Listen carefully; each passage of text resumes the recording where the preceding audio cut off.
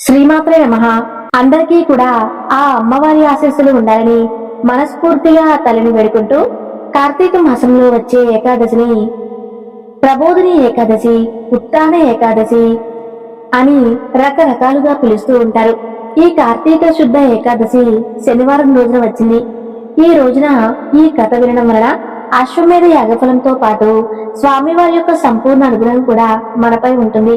కాబట్టి భక్తి శ్రద్ధలతో ఈ కథను వినండి. శ్రీనివాసులు పద్మావతి కళ్యాణానంతరం అగస్త్యుల వారి ఆశ్రమంలో ఆనందంగా కొంతకాలం గడిపారు. ఒక రోజున వార్తాహరుడు నారాయణపురం నుంచి వచ్చి శ్రీహరి దంపతులతో ఆకాశరాజు తీవ్రమైనటువంటి అనారోగ్యంతో బాధపడుతూ ఉన్నారు, మిమ్మల్ని చూడాలని కోరుకుంటున్నారు అని చెప్పారు. వెంటనే పద్మావతి శ్రీనివాసులు వకుల మాత అగస్త్యుల వారి నారాయణపురానికి వెళ్లారు. తండ్రిని చూడగానే పద్మావతి ఆడవడం ప్రారంభించింది. ఆకాశరాజు చిన్నగా కళ్ళు తెరవగా కుమార్తె అల్లుడు కనిపించారు. హరిని చూసి, గోవింద, నాకు పూర్వజన్మ పుణ్యం వలన అంత్యకాలంలో నీ యొక్క దర్శన భాగ్యం కలిగింది. నా తమ్ముడు కుమారుడు ఏమీ తెలియని వారు, వారిని మీరే కాపాడాలి అని చెప్పి కుమార్తె వైపు తిరిగి, అమ్మా, మీరు సుఖంగా ఉండాలి, మీ వలన నా వంశం తరించింది అని దీవించాడు. నేటితో మన రుణం తీరిపోయింది అని అంటూ ప్రాణాలు వదిలాడు. అందరూ కూడా గొల్లుమని ఏడవసాగారు. అంత్యక్రియలకు ఏర్పాటు చేశారు. ఇక ధరణీదేవి సహగమనం చేసింది. కర్మక్రియల అనంతరం శ్రీనివాసుడు పద్మావతి వకులమాత అగస్త్యుల వారి యొక్క ఆశ్రమానికి చేరుకున్నారు. ఆకాశరాజు చనిపోయిన తర్వాత అతని తమ్ముడు పుత్రుడు తగ్గులాడసాగారు. తండ్రి అనంతరం రాజ్యం కుమారుడికి అని వసుధమ్ముడు కాదు కాదు జ్యేష్ఠ సోదరుడికి రావాలని చెప్పి తోండమానుడు తగులాడుకుంటూ ఉన్నారు. చివరికి యుద్ధం ద్వారా రాజ్యం సాధించాలని ఎవరికి వారు సైన్యాన్ని సమకూర్చుకుంటారు. ఇరువురు కూడా శ్రీనివాసుని యొక్క సహాయం కోసం వెళ్తారు. వారిని చూసి శ్రీనివాసుడు గౌరవించి, మీరు ఇరువురు కూడా నాకు ముఖ్యులే, ఇద్దరూ కూడా ఏకైక కార్యం కొరకు వచ్చారు అని తోండమానుని సుదర్శన చక్రాన్ని ఇచ్చి పంపిస్తాడు. వసుధానుడితో తానే స్వయంగా యుద్ధానికి వెళ్తాడు. అక్కడ యుద్ధం భయంకరంగా జరుగుతుంది. ఇరువైపులా కూడా చాలా సైన్యం నశించిపోయింది. శ్రీనివాసుడు వసుధానుడు వైపు ఉండి యుద్ధం చేస్తూ ఉన్నాడు. తోండమానుడే శ్రీనివాసునిపై చక్రాన్ని ప్రయోగించారు. శ్రీహరి చక్రహితం దాటికి మూర్చపోయాడు. ఈ విషయం తెలిసినటువంటి పద్మావతి యుద్ధరంగానికి వచ్చి శ్రీనివాసునికి సపర్యలు చేసింది. కాసేపటికి హరి తేరుకున్నారు.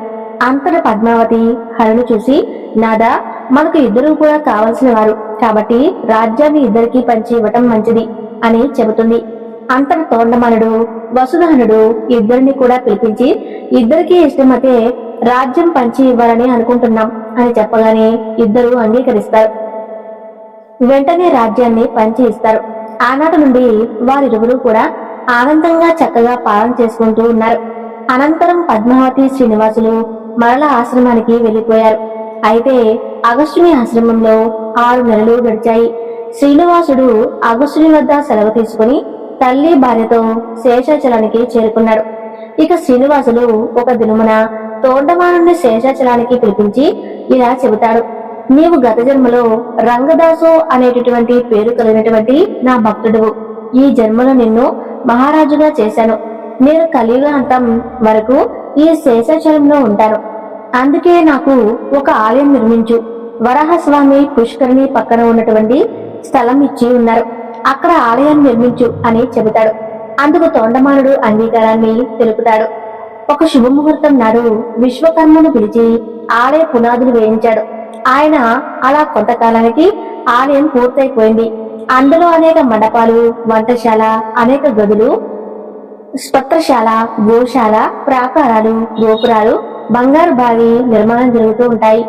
ఆ తరువాత శేషాచలం చేరుటకు ఇరువైపులా మెట్లదారి కూడా కట్టిస్తారు. దారి పొడవునా మండపాలు, గోపురం నిర్మాణం చేశారు. నిర్మాణం పూర్తయిపోయింది. ఈ విషయం స్వామివారికి తెలిపారు. శ్రీనివాసుడే ముల్లోకాలకు ఈ విషయాన్ని తెలిపారు. అందరూ కూడా శేషాచలానికి చేరుకున్నారు. ఒక శుభ ముహూర్తం ఖరారైంది. ఆనంద నిలయంలో పద్మావతితో ప్రవేశం చేశాడు శ్రీనివాసుడు.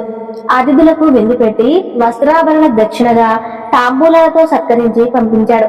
ఆ తర్వాత శ్రీనివాసుడు తోండమానుడు నిర్మించినటువంటి ఆలయంలోకి ప్రవేశించిన తర్వాత బ్రహ్మ 2 జ్యోతులను వెలిగించి అవి కలియుగాంతం వరకు వెలుగుతాయని చెప్పారు.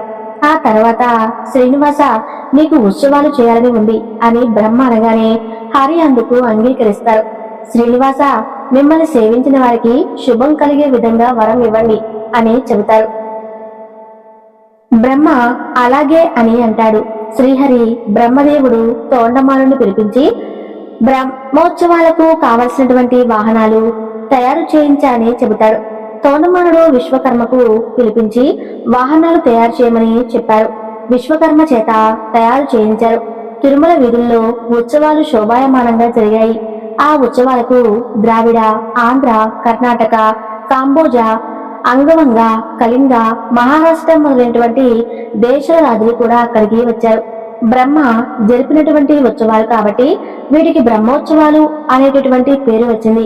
ఇప్పటికీ ప్రతి సంవత్సరం అశ్వయుజ మాసంలో ఘనంగా జరుగుతూ ఉంటాయి.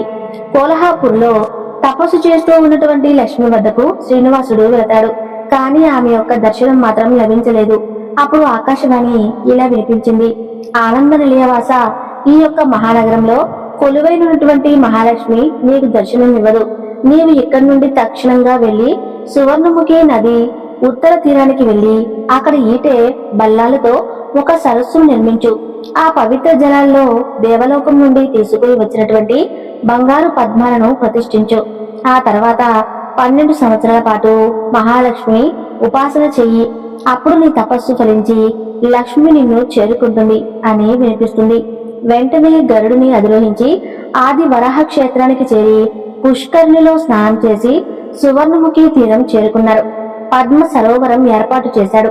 అలా కొంతకాలం నిరాహారంగా మరికొంతకాలం పాటు తీసుకుని బీజాక్షరాలతో శ్రీ మహాలక్ష్మి మూలమంత్రాన్ని జపిస్తూ 12 సంవత్సరాల కాలం గడిపారు. 13వ ఏట కార్తీక శుక్ల పంచమి అది శుభ సమయంలో పద్మ సరస్సులో శ్రీనివాసుని ఎదుర సాక్షాత్కరించింది. ఆ బంగారు పద్మం వికసిస్తూ ఉండగా స్వర్ణ పద్మంపై కన్నిక, బంగారు రథం, దానిపై పద్మపీఠంపై ఆశీనురాలే వజ్ర వైడూర్య మరకత హారాలకు ధరించినటువంటి 16 ఏళ్ల యువతిగా ఆవిర్భవించింది. వేరినాదాలు నలుమూలలా వినిపిస్తూ ఉన్నాయి. పుష్పవర్షం కురిసింది. ఇన్నాళ్లకు ఆలకుమాని తనను చేరుకోవడానికి వచ్చినటువంటి శ్రీ మహాలక్ష్మి మెడలో కలువలమాల వేసి ఆమెను ఆలింగనం చేసుకున్నారు. ఇలా కోల్హాపూర్లోని లక్ష్మీ తన యొక్క ఆంక్షను వీరలక్ష్మిగా అవతరింపజేశారు. కోల్హాపూర్కి నారదుడు వెళ్ళాడు. అతను చూసి లక్ష్మీదేవి, నారదాస్వామి ఏమైనా ఇబ్బంది పడుతున్నారా అని అంటుంది. అమ్మా, హరి వివాహం చేసుకున్నారు, సంతోషంగా ఉన్నారు అని చెబుతాడు. నారదుడు, నేనుండగా వివాహం చేసుకున్నారా అని అంటూ శేషాచలం వెళ్ళిందామె. నందనవనంలో పద్మావతితో సంచరిస్తూ ఉన్నటువంటి స్వామిని చూసి విచారించి నివాస మందిరానికి వెళ్లి వారు వచ్చే వరకు వేచి ఉంది. శ్రీనివాసుడు లక్ష్మిని చూసి నిశ్చేష్టుడే ఉన్నాడు. పద్మావతి లక్ష్మిని చూసి, నీవెవరు? దంపతులు ఉన్న చోట రాకూడదు అని చెప్పి నీకు తెలియదా అని అనగానే లక్ష్మి ఆగ్రహంతో, నేను శ్రీహరి భార్యను అని అనగానే పద్మావతి వాదనకు దిగింది. స్వామి, వీరి యొక్క వాదనలు వినలేక 7 అడుగులు వెనుకకు జరిగి పెద్ద శబ్దం చేస్తూ ఒక శిలగా మారిపోయారు. ఆ శబ్దానికి ఇద్దరు కూడా వెనక్కు చూసి స్వామి శిలగా మారడంతో దుఃఖించారు. శిలగా మారిన స్వామి ఇలా అన్నారు, లక్ష్మి రామావతారంలో రావణుడి చెరలో ఉన్నటువంటి ఆ వేదవతియే ఈ పద్మావతి. నీవిప్పుడు ఈమెను వివాహం చేసుకోమని అడిగావు. నేను ఈ అవతారంలో ఏకపత్ని వ్రతులను కాబట్టి కలియుగంలో చేసుకునేందుకు అంగీకరించాను. నీ కోరిక ఇప్పుడు తీర్చాను. ఇందులో ఎవరి తప్పు లేదు అని చెప్పాడు. లక్ష్మీదేవి యొక్క దివ్య దృష్టి అంతా తెలుసుకుంటుంది. పద్మావతిని కౌగులించుకుంటుంది. మరలా శ్రీనివాసుడు, లక్ష్మి, నేను కుబేరుడి వద్ద ధనం అప్పు తీసుకున్నాను. నీవు భక్తులకు భాగ్యాన్ని ప్రసాదించు. వారు కొంత ధనాన్ని భక్తితో నాకు సమర్పిస్తారు. ఈ ధనమును కుబేరుడికి వడ్డీగా చెల్లించి కలియుగాంతం మొత్తం చెల్లించి వైకుంఠానికి చేరుకుందాం. భృగు వలన అపవిత్రమైనటువంటి వక్షం నేడు పవిత్రమైనది. నీ స్థానాన్ని అలంకరించు అని అన్నారు. ఆనందంతో లక్ష్మీదేవి వక్షస్థలానికి చేరుకుంది. ఎడమవైపు పద్మావతి చేరుకుంది. మరలా లక్ష్మి, నీవు నా యొక్క వక్షస్థలమందే ఉండు. వ్యూహలక్ష్మిగా వీరలక్ష్మిగా పద్మ సరోవరంలో వెలిసి అలివేలు మంగగా భక్తులను రక్షించాలి. నేను నడిచే దాటిన తర్వాత ప్రతినిత్యం నీ వద్దకు వచ్చి సుప్రభాతానికి ఆనంద నిలయానికి చేరుకుంటాను అని హరి పలికారు. నారాయణుడి యొక్క మాట ప్రకారం అలివేలు మంగాపురంలో పద్మ సరోవరంలో వెలిసి విశ్వకర్మ నిర్మించినటువంటి ఆలయంలోకి చేరింది లక్ష్మీదేవి. వ్యూహలక్ష్మిగా శిలగా మారి శ్రీనివాసుని యొక్క వక్షస్థలానికి చేరుకుంది. వన విహారానికి వెళ్ళినటువంటి పద్మావతి శ్రీనివాసుని ఎంతసేపటికి రాకపోయేసరికి గోవిందరాజ స్వామితో వకులమాత ఆనంద నిలయానికి వచ్చింది. శిలగా మారినటువంటి శ్రీనివాసుని చూసి బాధపడుతూ ఉన్నటువంటి వకులను చూసి, అమ్మా, నీకు ముక్తిని ప్రసాదిస్తున్నాను, నీవు తులసి మాలవయ్యి సదా నా కంఠము చేరి ఉండాలి అని అన్నారు. వెంటనే వకులమాత తులసీమాలగా చేరి స్వామి కంఠాన్ని చేరింది. గోవిందరాజ స్వామి శిలగా మారిన శ్రీనివాసును చూసి, సోదరా, ఎంత కొలిసినా కూడా ధనరాశి తగ్గడం లేదు, ఆయాసంగా ఉన్నది అని చెప్పాడు. అందుకు శ్రీనివాసుడు, సోదరా, నీ చేతిలో ధనరేఖలు ఉన్నాయి, అందుకే ధనం తరగడం లేదు, నీవు కొండ కింద విశ్రాంతి తీసుకో అని చెప్పగానే గోవిందరాజస్వామి కొండ కిందకు వెళ్లి కొలత పాత్ర తల కింద పెట్టి విశ్రమించి అలాగే శిలగా మారిపోయాడు. ఈ కొండ కింద ప్రదేశమే నేటి తిరుపతి. ఇప్పుడు స్వామి వారి యొక్క మహాభక్తుల గురించి తెలుసుకుందాం. మొదటిగా అన్నమయ్య గురించి తెలుసుకుందాం. తాళపాక నారాయణ సూరి లక్కమాంబలకు శ్రీనివాసుడి యొక్క దయతో లేక లేక కలిగినటువంటి కుమారుడు అన్నమయ్య. శ్రీనివాసుడి యొక్క నామే అన్నమయ్యగా అవతరించింది. అతి గారాభం వలన పెంకి పిల్లవాడు అయ్యాడు. 8 సంవత్సరాల వయసు వచ్చే వరకు అల్లరి చిల్లరగా తిరుగుతూ ఉండేవాడు. ఇంట్లో వారు ఇరుగు పొరుగు వారితో మాట అనడం వలన తట్టుకోలేకపోయాడు. కొడవలి చేతికి ఇచ్చి గడ్డి తెమ్మని చెప్పారు. అలవాటు లేదు, ఎప్పుడూ కూడా చూడరు లేదు. ఫలితంగా వేలు తెగింది. దాంతో కొడవలి అక్కడ వదిలేసి పారిపోయాడు. ఏడుస్తూ వెళుతూ ఉన్నటువంటి అన్నమయ్యకు గోవిందా అంటూ శబ్దాలు వినిపిస్తూ ఉన్నాయి. గోవిందా అంటూ తిరుమల వెళుతూ ఉన్నటువంటి యాత్రికుల బృందం వచ్చింది. వారిలో ఒకరు రక్తం కారుతూ ఉన్నటువంటి గాయం చూసి ఏదో పసరు వేశారు. గాయం ఉపశమనం కలిగింది. ఎక్కడికి పోవాలో ఏమీ అర్థం కాలేదు. ఎవరికి వారే గోవిందా అనుకుంటూ ముందుకు వెళుతూ ఉన్నారు. అన్నమయ్య మోకాలి పర్వతం వచ్చేసరికి ఎప్పుడూ కూడా కనిపించలేదు. అసలే చిన్నపిల్లవాడు. ఎండలు మండిపోతున్నాయి. పైకి ఎక్కుతూ ఉన్నటువంటి అన్నమయ్యను ఎవరో నెట్టినట్టుగా అనిపించింది. రక్షించండి అని అంటూ జారుకుంటూ కింద పడిపోయాడు అన్నమయ్య. స్పృహ తప్పిపోయాడు. కొంతసేపటికి అన్నమయ్య లేచి ఆయన అన్నటువంటి లక్కమాంబ పిలుపుతో కళ్ళు తెరిచి చూస్తే ఎవ్వరూ కూడా కనిపించలేదు. అమ్మా, నీవు మా అమ్మ వలె మాట్లాడుతూ ఉన్నావు, కనిపించి నన్ను కాపాడు, ఇక్కడ ఎవరూ కూడా లేరు, నాకు చాలా భయంగా ఉంది అంటూ ఏడవసాగాడు ఆయన. నీవు మెట్లు ఎక్కబోతూ ఉన్నటువంటి ఈ కొండ తిరుమల కొండ. నేను ఆనంద నిలయుడైనటువంటి శ్రీనివాసుని దేవేరి అయినటువంటి అలివేలు మంగమ్మను. ఈ తిరుమల కొండ అంతా కూడా సాలగ్రామమే. నా స్వామి కూడా సాలగ్రామ శిలామూర్తే. అందుకే కాలిజోలతో కొండ ఎక్కకూడదు. నీవు పాదరక్షలు విడిచిపెట్టు, నీకు అంతా కనిపిస్తుంది అని చెబుతుంది. వెంటనే కాలిజోలు వదిలిపెట్టి చుట్టూ చూస్తాడు. ఇక వెంటనే అలివేలు మంగగా ఆమె వెనుక తిరుమల కొండ మెరిసిపోతుంది. నేను బాలుడను, తెలియక చేసినటువంటి తప్పుకు నన్ను మా అమ్మా నాన్నను క్షమించు అని పాదాభివందనం చేశాడు. అలివేలు మంగ, ఆయన ఎప్పుడు తిన్నావో ఇది స్వామివారి లడ్డు, ఇది పులిహోర, ఇది చక్కెర పొంగలి అని అంటూ అన్నమయ్య ఇక వద్దమ్మా అని అంటున్నా కూడా అమ్మ కొసరి కొసరి తినిపించింది. వెంటనే అన్నమయ్యలో ఆధ్యాత్మిక శక్తి ఆవహించింది.